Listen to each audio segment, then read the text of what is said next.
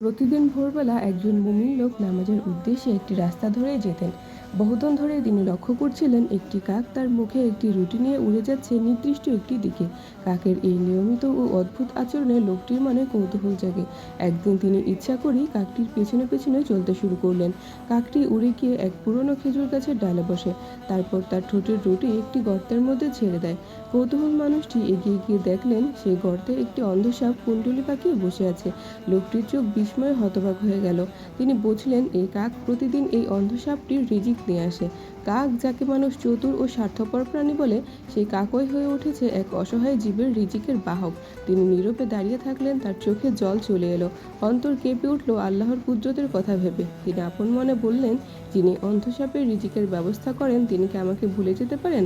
আল্লাহ তাআলা কোরআনে বলেছেন, পৃথিবীতে বিচরণশীল এমন কোনো প্রাণী নেই যার রিজিকের দায়িত্ব আল্লাহ তাআলার উপর নির্ভরশীল নয়। আর হাদিসে নবী করিম সাল্লাল্লাহু আলাইহি ওয়াসাল্লাম বলেছেন, যদি তোমরা আল্লাহর উপর সত্যিকার ভরসা করতে, তবে তিনি তোমাদেরকে এমনভাবে রিজিক দিতেন যেমনটি তিনি পাখিদের দিয়ে থাকেন, যারা সকালবেলা খালি পেটে ঘর থেকে বের হয় আর সন্ধ্যাবেলা ভরপেটে ফিরে আসে। যদি তুমি নিজেকে রিজিকের একমাত্র উৎস মনে করো, তবে তুমি ভুল। রিজিক আসে এমন জায়গা থেকে যা তুমি কল্পনাও করতে পারো না। এই ভিডিওটি ভালো লাগলে অবশ্যই আমাদের চ্যানেলটিকে সাবস্ক্রাইব করুন।